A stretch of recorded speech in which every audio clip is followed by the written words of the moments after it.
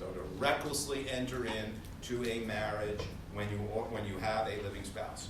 What are the two reasons why you could mistakenly or wrongly, so we're talking about a mistake of fact or a mistake of law here, what are the two reasons you could mistakenly believe that you don't have a living spouse? That you don't have a living spouse so that you can go through with a marriage to someone else? Death or divorce. And what was the second of those two? Divorce. Who did I give the envelope to?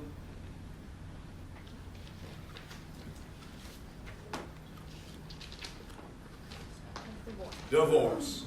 So, made someone happy. Death or divorce. So one possibility is you thought your spouse died in a plane crash. Right? And we have seen, I know there are very few soap operas left on television, but it used to be like dozens of them during the day. But this was a common staple of soap operas, right? Somebody would supposedly die, and their husband or wife would grieve for a while, or maybe they plotted their death, who knows. And then the spouse would magically, 2 or 3 years later, when the actor or actress came back, decided they needed a job, and they would come back and reappear, and oh my God, chaos ensues, right? Because the other person would have gotten remarried. So you could believe, or you could believe that you'd had a valid divorce, right? And this is the situation where you go to the Dominican Republic or someplace for a quickie divorce, and it turns out that your place where you are domiciled doesn't accept that divorce as valid. Maybe there was no consent by your spouse, who knows, but you do mistakenly believe, okay? Whether you can be convicted in the face of your belief would depend on whether it was recklessly held. Now, we're assuming it was genuine. We're assuming it was genuine. Like, I honestly thought that plane crash killed my husband. I honestly believe my divorce was valid. If it was reckless, you couldn't be, then you could be convicted, okay? The plane crash relates to a fact. That's a factual mistake. The divorce relates to substantive law, but either one can negate the mens rea. The distinction between mistake of fact and mistake of law is not relevant.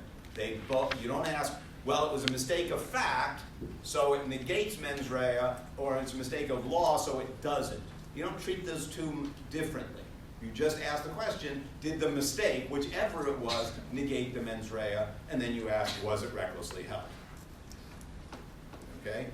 That is true under the NPC. Also look at KRS 501.0701A. So KRS on this point is the same. 501.0701A. And now, so that everyone clear on that? Everyone good with that? Yeah, so if that's the case, does it matter? Like, do you need to decide if the mistake was one? You do. Okay. Is everyone clear on what I've done so far? What if it's a situation like, I was just thinking of the movie Castaway, like if someone was actually married and somebody just disappeared after going off in the plane, like at some point, does the government give you like a certificate of death for that person? I don't care. For so long? Like at that point, does it become a mistake of law instead of a fact? Again, that doesn't matter. The question is, was the mistake recklessly held, if it was a mistake? And for that purpose, it doesn't matter whether it's a mistake of law or fact. For that purpose. But, not all, so we don't care whether it was a mistake of law or mistake of fact, except in this way or for this reason. Not all mistakes of law count as mistakes of law. And now you just want to be like, great. Great. If you look, the next note suggests the key is that the mistake must negate mens rea as to a material element of the offense. Right? It must negate mens rea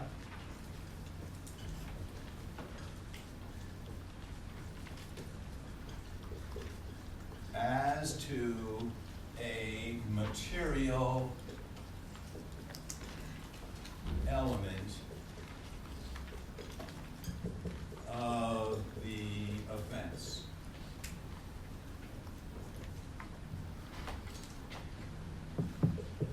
When it comes to mistakes of law, a mistake that involves a related law to the one you're being prosecuted under counts, but not a mistake about the law you're actually being prosecuted under. Okay? For example, in our bigamy example, what's the law you're being prosecuted under? What's the law, if they bring charges, what law you're actually being prosecuted under? The bigamy statute. The bigamy statute is not a material element of the offense. It's just the law you're being prosecuted under. Okay? So if you mistakenly believe there's no bigamy statute in your state and you can marry as many people as you want, party on, that is not a mistake that defeats an element of the mens rea. It has to involve a law related to. And one of the material elements of the bigamy offense is the belief that you don't have a living spouse, and in this case because you were divorced. So the divorce law is related to bigamy. Right? The divorce law about which you were mistaken is related to the bigamy statute, and that does count. So that's why it matters whether it's a mistake of fact or law. Because if it's a mistake of law, you have to ask the question, did your mistaken belief involve the law you're being prosecuted under or a law that's related to it, in the way that the divorce law is related to the bigamy statute? Questions? Everyone see that? And I'll just add, and it'll sort of give us a natural transition into Baker. The reason for this distinction between the law defendant is being prosecuted under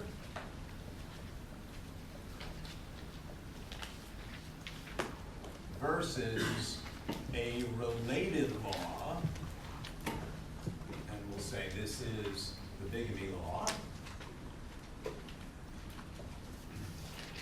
and this is the divorce law, is because of the old maxim, ignorance of the law is no excuse.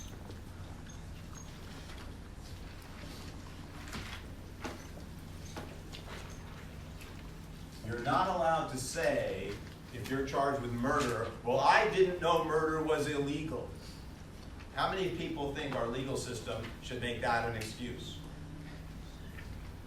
It's pretty unanimous, right? So this maxim relates to this. We want to make sure we don't give it this excuse because this will continue to have force. We do allow the related law, and we say that may make some inroads into this, but it doesn't fundamentally undermine it. Okay? Ignorance of the law is no excuse. And you've all heard that before, right? You've all heard that way before you ever came to law school. Ignorance of the law is no excuse. It is given life by holding on to this rule. The law you're being prosecuted under, mistake as to that, ignorance as to that, does not ordinarily give you a defense. Okay? So let's see how that plays out in a couple of cases, starting with Baker. What was Baker convicted of? Well, I was just going to ask, so in Gray, was the material offense, or the material element of the offense that he was convicted of a felony, and that's the thing that's negated? That's right. It was not ignorance about the concealable firearms law.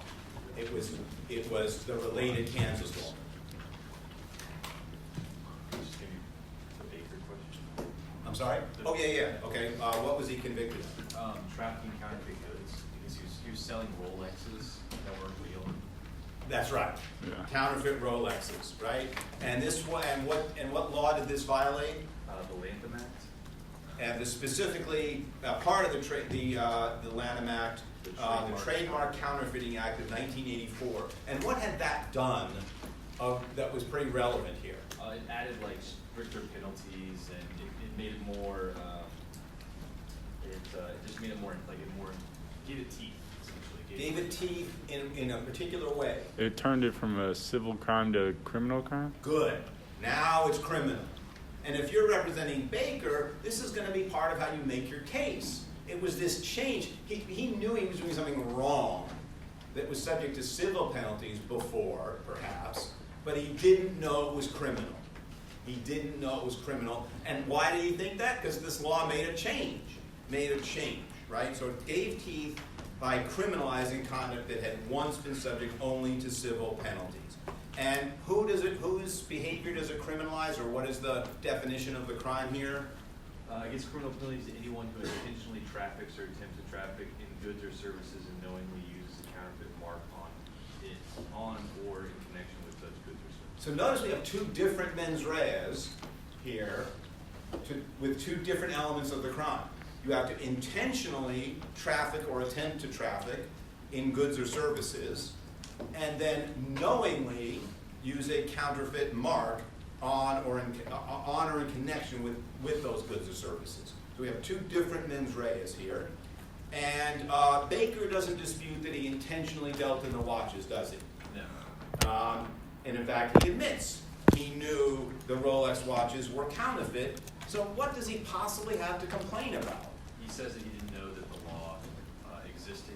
He didn't know the change that happened in 1984. He didn't know his conduct was criminal. So he knew, he admits, that the watches were counterfeit, but he says he didn't know that his conduct was criminal. So we're talking about two different kinds of knowledge here, right? Or two different kinds of intent, if you prefer. One intent is, did the defendant intend to do the thing the statute says is criminal? Or did he have knowledge he was doing the thing? Depends either way. Did the defendant intend to do the thing the statute says was criminal? Or, very differently, did the defendant intend to specifically break the law? What Baker is saying is, because I didn't know of the crime, I couldn't have known I was breaking the law, or I couldn't have intended to break the law, if intent is the mens rea, or purpose. Right? So I didn't know I was breaking the law, so I didn't have the mens rea. I knew I was doing the thing the statute says was criminal. I knew I was selling counterfeit Rolexes, but I didn't know it was criminal. Okay? What does the court think of Baker's position? It says ignorance of the law is not an excuse, essentially. It lays out that, for example, like if he was selling watches that didn't have the trademark, like say they said Rolex on them or something, then, and that's what he thought, at least, if he was selling the one that said Rolex, but he thought they said Rolex, then it would be an element of the crime that he was, within those circumstances, thought he wasn't breaking the law. But in this case, he knew he was selling Rolex watches, he knew there was a trademark on them, and he just didn't know that it was a criminal penalty. And that ignorance of the law is no excuse carries the day for the prosecution. So the trial court he made a motion to dismiss, trial court denies that, and he requests an instruction to the jury. Ladies and gentlemen of the jury, you should not convict the defendant unless he can be shown to have had the specific purpose to disregard or disobey the law. And the trial court says, forget it. You don't have to the prosecution doesn't need to show you had that specific intention. Okay? And the Court of Appeals? It upholds. It agrees with the district court. He had to intentionally deal in goods and knowingly use a counterfeit mark. No requirement that he intend or even know of the criminality of the act. Okay? And that is our general rule.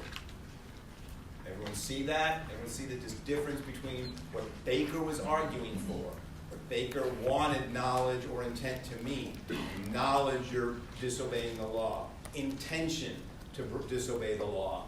On the one hand, that's what he's arguing for, and the court's saying, no, no, no, no. All you have to do is know you are doing the thing, and if it turns out it's illegal, you're busted. Too bad for you. You knew you were selling Rolexes, the law makes that illegal. Your ignorance of that law is no excuse, so we're not going to ask the jury if they believe you. That's the general rule. When the mens rea is knowledge, or when it's purpose, that's the general rule.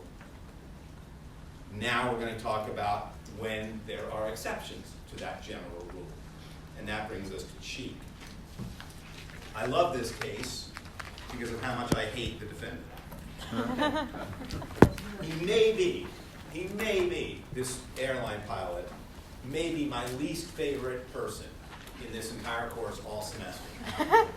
And we deal with murderers, we deal with rapists, we deal with organized criminal conspirators, and yet Cheek is the one that usually gets my blood pressure like through the roof. I loathe this guy for reasons we'll discuss. Okay? First of all, what's different about this case? What is the fundamental difference between this case and Baker that actually explains the difference in their outcomes?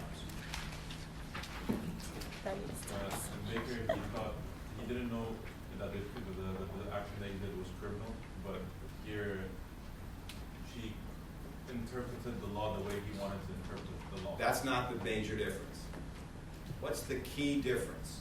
Because these cases come out differently. Cheek's conviction is overturned, and the case is sent back for a new trial. Baker loses. Why? Even though they're making basically the same argument, at least for a big part of Cheek's argument is the exact same argument, I didn't know my conduct was illegal. I didn't know it was a crime. Is it because it's a lower mens rea? A lower mens rea? Which is a lower mens rea? Willfully is lower than Willfully is higher. higher, right? Willfully is as you go up the chain, it's harder for the prosecution to show, right? Negligence is only all the prosecution has to show is that you should have known. Recklessness is that you were aware of the risk and took it anyway. Knowledge is it was virtually certain it was going to happen. And intentionally is that was your purpose. With willful, it's not enough even to show that it was your purpose. The prosecution has to show more. So willful is like a special higher mens rea that the legislature here, the Congress, used only for special crimes. So it's a higher mens rea for which even purpose doesn't suffice, right?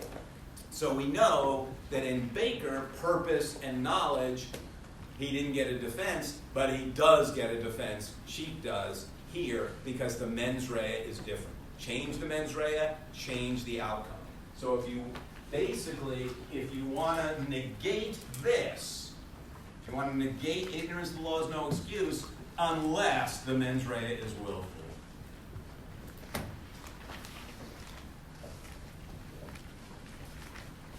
If it's willful, then your ignorance of the law meant you didn't act willfully. You as the defendant didn't act willfully. Okay? So ignorance can be an excuse if that's the mens rea. All right, so tell me about Cheek. We said he's a pilot for American Airlines. What did he do? So he had been paying taxes since he had been paying income tax since he started in '73, but he only filed and made returns for up until through 1979. And what did he do? And what happened after that? After that, he stopped filing for returns. He stopped filing for returns. And how do you get away with that? By the way, he started withholding more. right? He started claiming like 60 exemptions, right? And so nothing would get withheld, and which meant that he owed a ton of money. But the question is, would he pay it? And he didn't. Why did he do this? After some research, I'm assuming. Research in quotes. He determined that imposing income tax on citizens was unconstitutional. Because the 16th Amendment doesn't exist, And what else did he claim? Um, It was unconstitutional. and it was, He has all sorts of reasons to be a tax cheat. not sure, I think. What else? You said wages are not income. Wages are not income. Right? He says, well, it's an income tax, but that doesn't apply to wages. And his argument there was that that if you're getting a wage in return for your labor, it's not really income, it's just an exchange. Okay? And he also had other arguments. As you know, since I worked for a private company, the government can't tax me. Many arguments. And these were all arguments that have become part of a cottage industry in tax cheats. Right? They have seminars they run in hotel ballrooms that you attend, and they tell you how you can pay no taxes. Right? How you can pay no taxes. And he got caught up in this. He became a true believer, and eventually gets caught by the IRS. And he's not only do they impose civil sanctions and try to get penalties and back taxes and all of that, they prosecute him under the criminal provisions of the tax code because, in fact, he quite intentionally was not paying his taxes. Okay. The government introduced evidence that he had been repeatedly told that these arguments were frivolous. He had attended criminal trials of other people who tried the same scam, and so he had seen the results and seen the legalities of this. He was advised by a lawyer that his argument about wages and incomes had been, a lawyer told him this had been repeatedly rejected as frivolous a long time ago. Okay? And who was his lawyer? Himself. Okay? Now, you're all in law school, so you automatically should be averse to cheat. It's like he's taking money out of your mouth by representing himself, right? And so he says for all of this, he sincerely believed that the tax laws were unconstitutionally enforced and that his actions from 80 to 86 were lawful. And therefore, he did not have the willfulness required for conviction of the various offenses with which he'd been charged. What did the trial judge tell the jury about willfulness? Both in his original instructions, and then we'll get later to what happened when the jury came back and asked questions. I believe they had to, they were unsure if, Well, the jury. before you get to the Right. questions, what did the judge say in the initial instructions? The instructions were to find if the defendant had a good, honest belief that he didn't have to pay taxes. I think that's not right.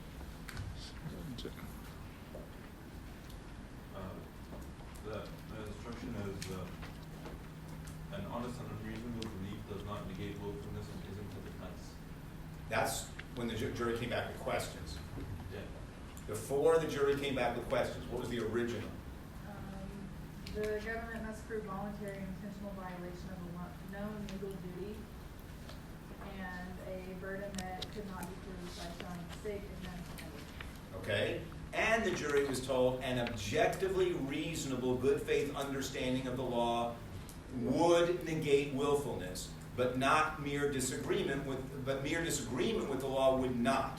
So the jury is first told that if his belief is objectively reasonable, that misunderstanding of the law would negate willfulness. Okay? So if the judge tells the jury if Cheek honestly and reasonably believed he was not required to pay income taxes or file tax returns, it should acquit him. Right? So the requirement there that the judge gives to the jury is the jury must find his belief was reasonable. That his belief was reasonable. Now tell me, during deliberations, Mr. Smith, what did the jury come back with, and what did the judge say? The jury was unsure, I guess more just divisive as to whether or not Cheek had an honest belief. An honest and reasonable belief. Belief that he didn't have to pay taxes. And then what did the judge say in response to that question? that a mere disagreement with the law does not excuse. Oh no, we already said that. More than that. The judge basically convicts Cheek here. What does the judge say? Said belief that tax violates constitutional rights is not a good faith misunderstanding, and nor does a disagreement with the government's tax system. No. What does the trial judge say? In response to the question, the trial judge tells the jury this: an honest but unreasonable belief is not a defense and does not negate willfulness. Advice or research resulting in the conclusion that wages of a privately employed person are not income, or that the tax laws are unconstitutional, is not objectively reasonable.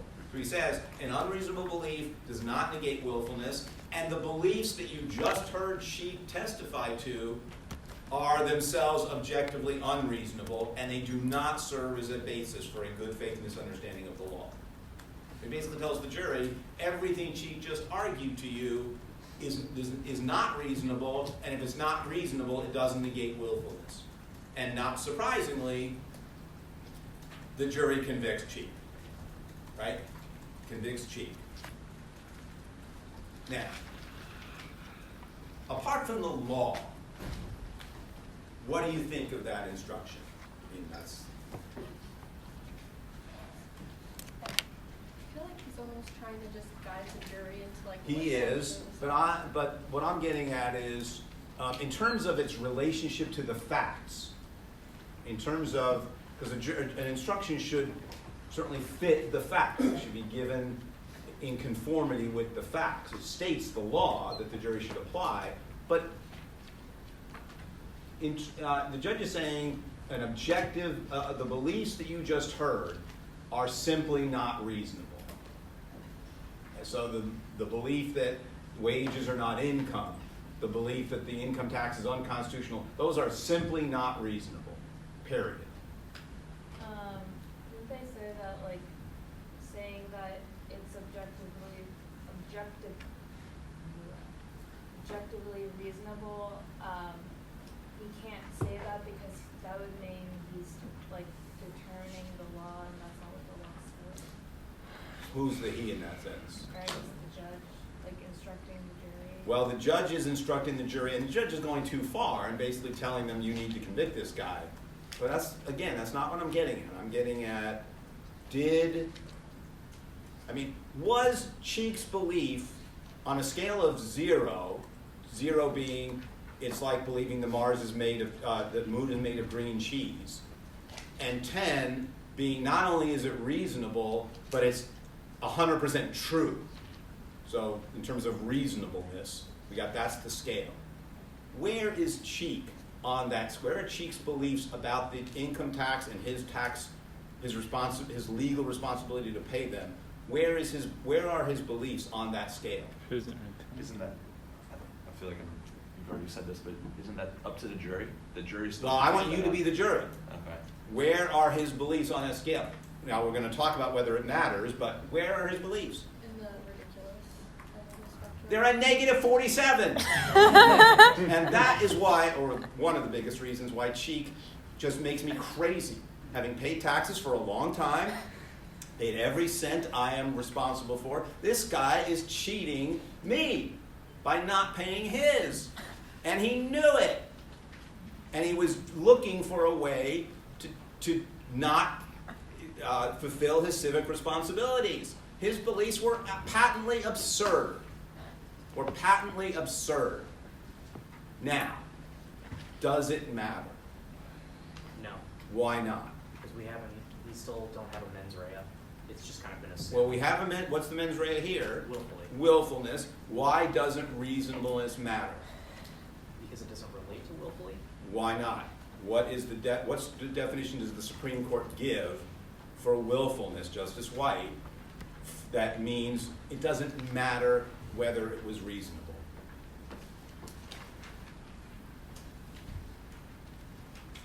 And this is the crux of why Cheek, at least momentarily, is acquitted. Is it an act done with a bad purpose? More, give me more.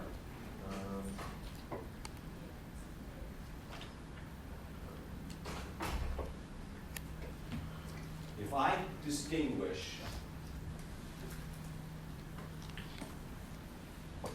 between two beliefs, actually I'm going to give more. Honestly held and reasonable. Honestly held and unreasonable. And not honestly held at all. Which one describes the standard the Supreme Court used for willfulness in Sheik? Not honestly held at all. What the court says is this distinction between honest and reasonable or unreasonable doesn't matter, because it's not enough that merely that it was unreasonable. The court says if it was to convict under willfulness, you have to hold that he didn't even believe it, that he didn't even actually believe it himself. That's what willfulness means. That he didn't actually hold it. And since the trial court said to the jury, you should convict him if his belief was unreasonable, and basically also then went even further and said, and his belief wasn't reasonable, the conviction can't stand. Right? Instead, the jury should have been told, even if you find his belief was unreasonable, you should still acquit him if he honestly believed it. No matter how unreasonable it was, if he really, truly believed it in his own mind, he couldn't have been acting willfully. Okay? Now, the court distinguishes between two different beliefs. One is the belief that there was no law that applied to him. And the other is his argument that the law was unconstitutional. Because that wouldn't be a defense, because that would indicate he knew of his legal obligation. So he didn't have an honestly held belief there about the existence of the tax law. So the court says his argument is that it was unconstitutional. That's not a defense when he gets retried. But his beliefs about wages, etc., those, if he honestly held them, no matter how unreasonable, that's a defense. Two other things I want to say about this.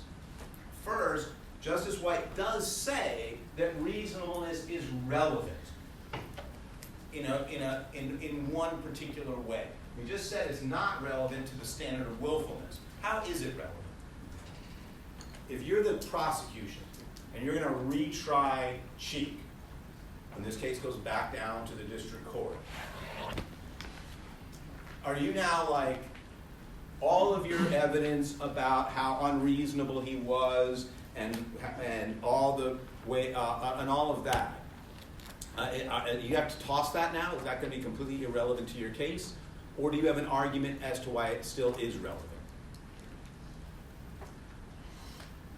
You may still have an argument because the legal opinions that they mentioned, several of them, through the evidence that he was aware of that these weren't defenses, yet he continued down that path anyway, and you maybe would still try to go on those and say he couldn't have honestly held the opinion because he knew of these opinions.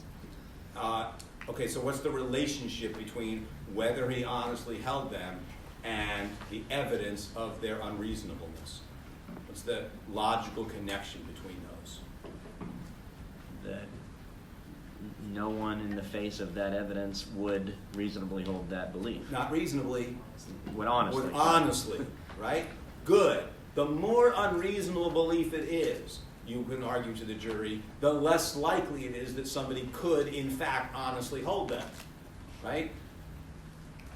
It's not impossible, but it's less likely. And any evidence that tends to show a proposition is more or less likely is relevant, right? Some beliefs are so preposterous that it's implausible that they can be honestly held.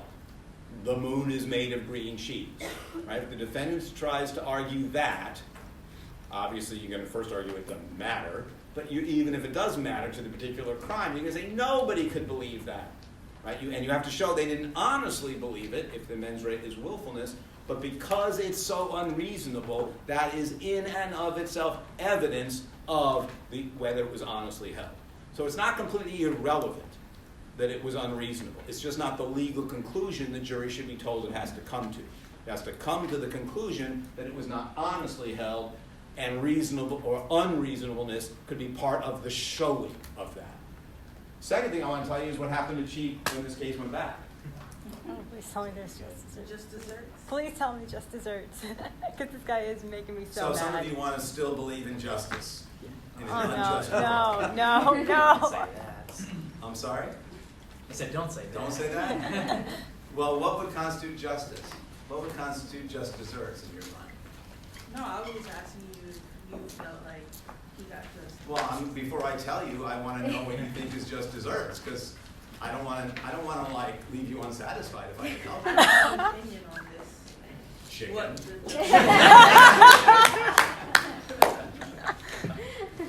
Ms. Harper, you also asked for just desserts. What do you think is just desserts? Well, you said they're also at the very least they should hold him like civilly liable with the bag taxes and whatnot. That would be at least something, a bare minimum. Well, okay, I got you covered on that. He had to pay substantial, all his back taxes and substantial penalties. All his back taxes and substantial penalties. So that happened. Anybody want more? Jail time? Who said? Jail time. Jail time. He was sentenced, he was convicted. The jury did not believe that he honestly had this belief. They thought he was full of, you know what.